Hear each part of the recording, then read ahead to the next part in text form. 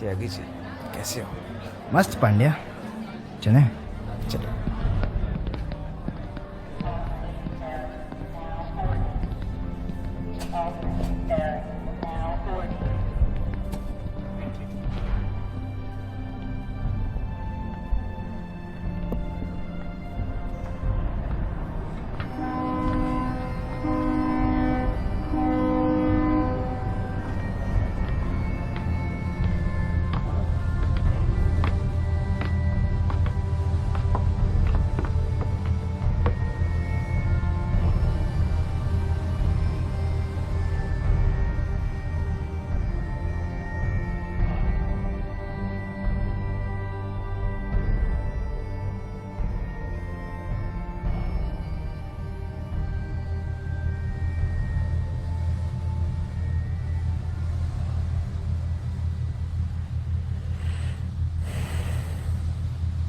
वहाँ सीधे हाथ पर कहीं तो एक बहुत बड़ा टापू है।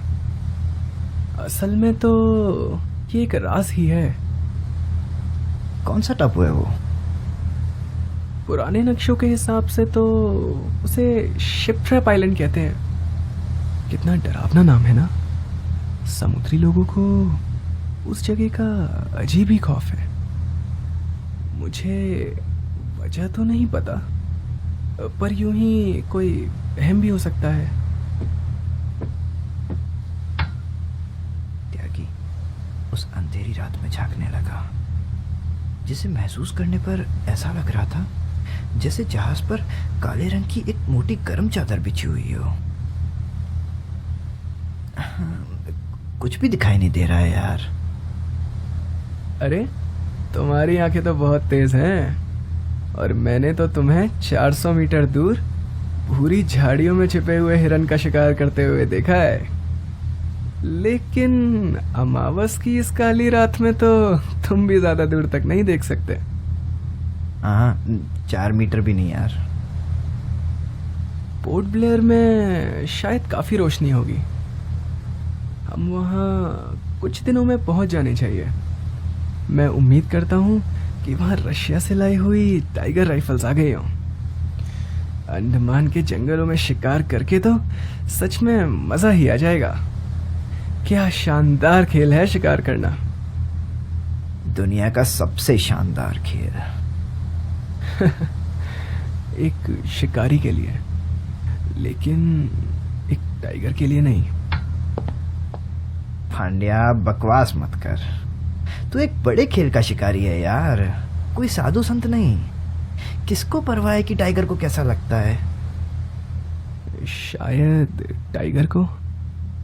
भक, उन्हें कुछ समझ नहीं आता होगा। फिर भी मुझे लगता है उन्हें एक चीज तो समझ आती होगी। डर, दर्द का डर, मरने का डर। बकवास। ये गर्मी का मौसम तुझे ढीला बनाता जा रहा है पांड्या। ध्यान से सोच। दुनिया सिर्फ 2 वर्गों में बटी हुई है, एक शिकारी, दूसरा शिकार। किस्मत से तुम और मैं शिकारी हैं। वैसे क्या लगता है, अब तक हमने वो टापू पार कर लिया होगा? इतने अंधेरे में तो मैं कुछ नहीं कह सकता। काश कर लिया हो। क्यों, क्या हुआ? वो जगह बहुत बदनाम है। आदिवासी लोग रहते हैं। शायद ही। ऐसी मनहूस जगह पर तो आदिवासी लोग भी नहीं रहते होंगे। लेकिन पता नहीं क्यों समुद्री लोगों को इस जगह का कुछ ज्यादा ही खौफ है। तुमने गौर किया कि जहाज के कर्मचारी लोग आज कुछ ज्यादा ही घबराए हुए से लग रहे थे। जैसा तुम बता रहे हो वो थोड़ा अजीब तो लग रहे थे। यहाँ तक कि कैप्टन मलिया भी। हाँ, और वो कठोर दिमाग वाले दिवाकर बनर्जी भी, जो साला छोटी छोटी बात पर किसी भी आदमखोर से भिड़ जाए। उनकी मछली जैसी नीली आंखों में मैंने जो देखा, आज से पहले मैंने कभी नहीं देखा था। उनके मुंह से बस मैं इतना ही निकलवा पाया, जी, जहाज चलाने वालों के बीच उस जगह को लेकर बहुत ही ज्यादा खौफ है। उसके बाद वो बहुत ही गंभीर होकर मुझसे बोले, आपको कुछ अजीब सा महसूस नहीं हो रहा? जैसे कि हमारी आसपास की हवा ही जहरीली थी। अब मैं जो तुम्हें बताने वाला हूँ उस पर हंसना मत। मुझे कुछ अजीब सा महसूस हुआ था। अचानक एक ठंडापन सा। वहाँ बिल्कुल हवा नहीं चल रही थी। समुद्र शीशे की तरह बिल्कुल सपाट था। उस वक्त हम उस टापू के काफी करीब थे। मैंने ऐसा महसूस किया कि वो ठंडापन, अचानक एक तरह का खौफ। सब मनगढ़ंत कहानियां पांड्या। एक अंधविश्वासी इंसान का डर पूरे जहाज पर कलंक बन सकता है। हो सकता है, लेकिन कभी कभार मुझे लगता है कि समुद्री लोगों के पास कुछ अलग ही समझ होती है जो उन्हें ये बता देती है कि वे कब खतरे में हैं। कभी कभार मैं सोचता हूँ खतरा भी वास्तव में एक तरंग है, रोशनी और ध्वनि की तरंगों की तरह ही। एक खतरनाक जगह हमसे बात करने के लिए खतरनाक तरंगों को छोड़ सकती है। खैर, मैं बहुत खुश हूँ कि हम इस जगह से दूर होते जा रहे हैं। चलो त्यागी जी, मुझे लगता है अब मुझे सोना चाहिए। मुझे तो नींद नहीं आ रही। मैं तो जहाज की छत पर बैठकर एक और सिगार पीने वाला हूँ। चलो त्यागी जी, फिर गुड नाइट। कल नाश्ते पर मिलते हैं। हाँ जरूर। Good night Pandya.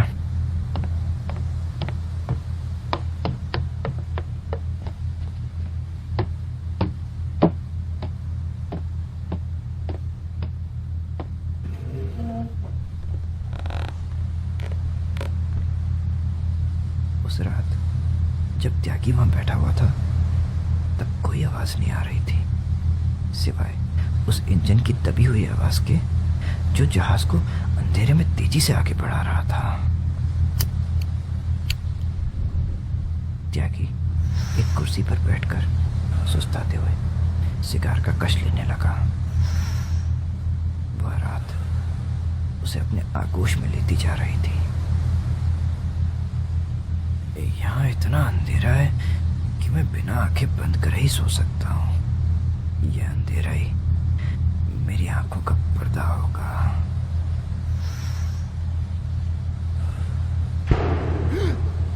अचानक हुई उस आवाज ने त्यागी को चौंका दिया। यह आवाज उसे दाईं तरफ से सुनाई दी और उसके कान इन सब मामलों में बहुत शातिर थे, कभी गलत नहीं हो सकते थे। एक बार फिर उसे वह आवाज सुनाई दी और एक बार फिर कहीं तो उस अंधेरे में किसी ने 3 बार बंदूक चलाई थी। त्यागी एकदम से उठ खड़ा हुआ और घबराकर जहाज की रेलिंग्स की ओर जाने लगा। अपनी आंखें मसलकर वह उस तरफ देखने लगा जहां से वह गोलियां चली थी, लेकिन यह उसी तरह था जैसे वह कंबल के अंदर से झांकने की कोशिश कर रहा हो। थोड़ा ऊंचाई से देखने के लिए वह रेलिंग्स पर चढ़ गया और अपना संतुलन बनाने लगा। उसका सिगार रस्सी से टकराकर उसके मुंह से बाहर आ गया। वह उसके लिए थोड़ा आगे की तरफ बढ़ा। तभी उसे एहसास हुआ कि वह कुछ ज्यादा ही आगे आ गया था और वह अपना संतुलन खो बैठा। अचानक उसके होठों से एक छोटी सी भयानक चीख निकल पड़ी।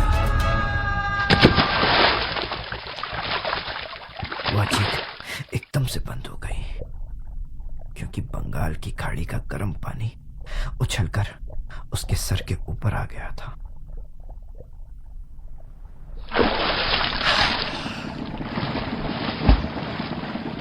वह समुद्र की सतह पर आने के लिए झटपटाने लगा और उसने चिल्लाने की पूरी कोशिश की, लेकिन जहाज के पीछे उछलता हुआ पानी उसके चेहरे पर तमाचे की तरह लग रहा था। में खारा पानी होने की वजह से उसे घुटन महसूस होने लगी।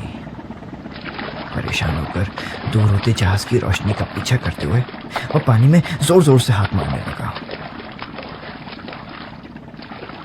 लेकिन अभी वह 50 मीटर दूर भी नहीं तैरा होगा कि अचानक रुक गया। कोई तो ख्याल उसके मन में आया।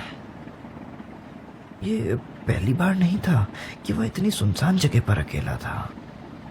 उसके पास एक मौका था कि उसकी चिल्लाहट जहाज पर सवार किसी न किसी को सुनाई दे जाती, लेकिन इसकी संभावना बहुत ही कम थी।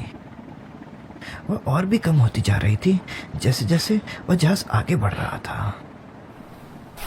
उसने अपने आप से खींचातानी करते हुए अपने कपड़े उतार दिए और अपना पूरा जोर लगाकर तेज तेज चीखने लगा।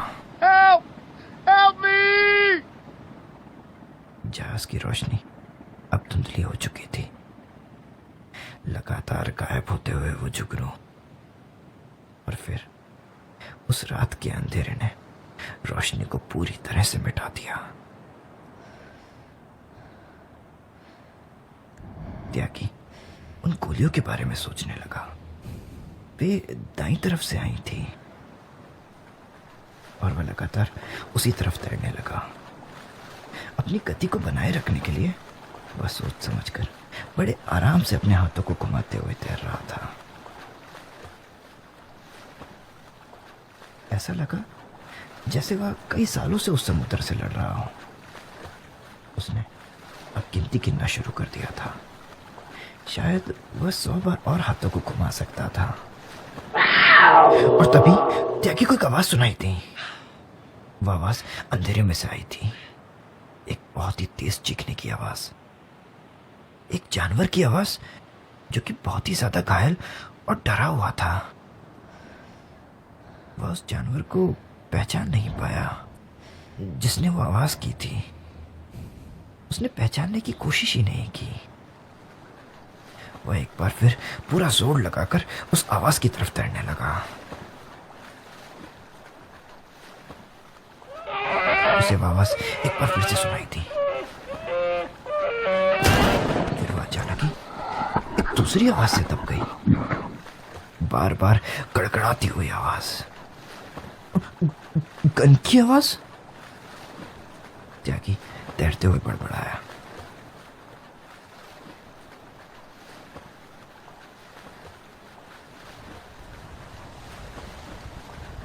दस मिनट की कश्मकश के बाद उसके कानों में एक और आवाज सुनाई दी। अब तक की सबसे प्यारी आवाज, किनारे पर बड़ी चट्टानों से टकराते हुए समुद्र की घुर्राने की आवाज।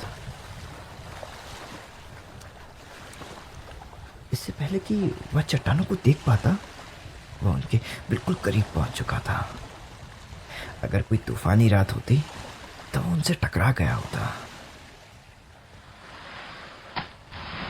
बची हुई अपनी सारी ताकत लगाकर उसने अपने आप को घसीटकर पानी की लहरों से बाहर निकाल लिया। धुंधलेपन में नुकीली चट्टानें पानी के बाहर निकलती हुई दिखाई थी।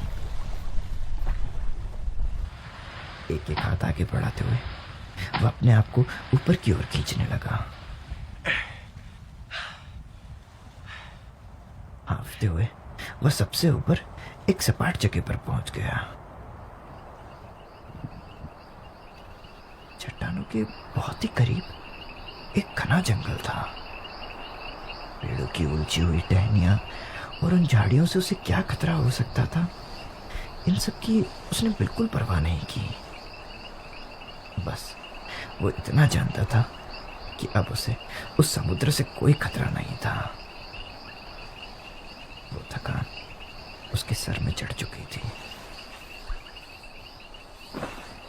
वह उस जंगल के किनारे ही रुक गया और अपनी जिंदगी की सबसे गहरी नींद सो गया।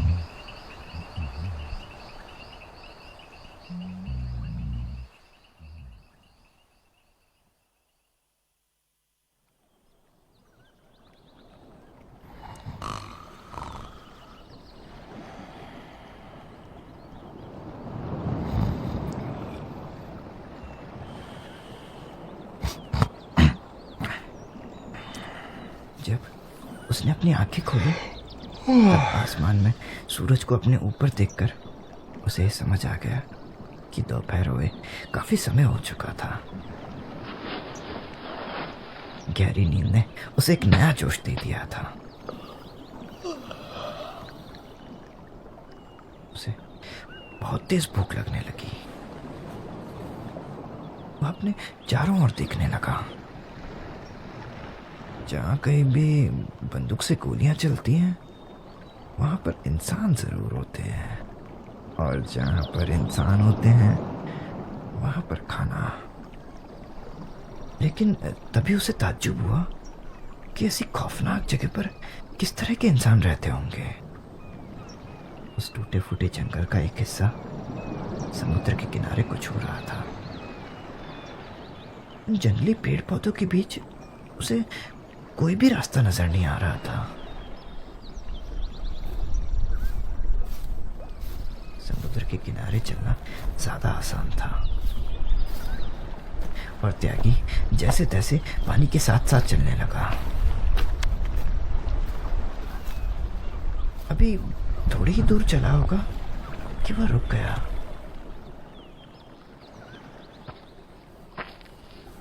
कोई तो घायल था। देखने से तो एक बहुत बड़ा जानवर उस छोटे से जंगल में मार के पटका हुआ था। जंगली पेड़ पौधे बुरी तरह कुचले हुए थे और कीचड़ कादे में उथल पुथल हो रखी थी। जंगली घास का एक गुच्छा गहरे लाल रंग से सना हुआ था। त्यागी का ध्यान कुछ दूरी पर पड़ी एक छोटी सी चमकीली चीज पर गया।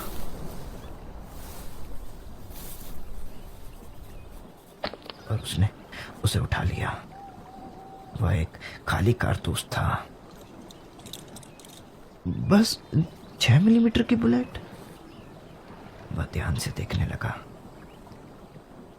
अजीब है, यह तो बहुत ही बड़ा जानवर है। इतनी छोटी सी बंदूक के साथ इतने बड़े जानवर से निपटना।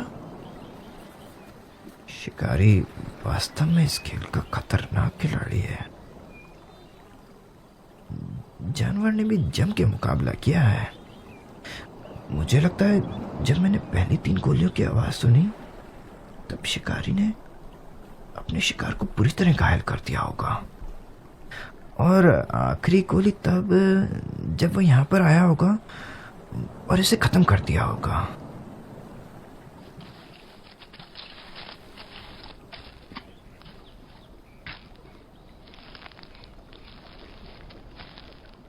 वह जमीन को बड़ी बारीकी से देखने लगा और जिसकी उसे आशा थी वह उसे मिल गया। शिकारी के जूते के निशान। वह चट्टानों के बगल से होते हुए उसी तरफ इशारा कर रहे थे जिस तरफ वो जा रहा था। सड़ी गली लकड़ियां और पत्थरों पर गिरता फिसलता, लेकिन आगे की ओर अपना रास्ता बनाते हुए बेसब्र होकर वह जल्दी जल्दी चट्टानों के साथ साथ चलने लगा। धीरे धीरे टापू पर रात होना शुरू हो चुकी थी।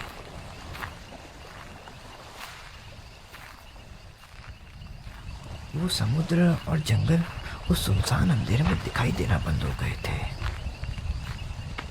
तभी त्यागी को कुछ दूरी पर रोशनी दिखाई दी। वह समुद्र के किनारे से मुड़ता हुआ उनकी तरफ जाने लगा।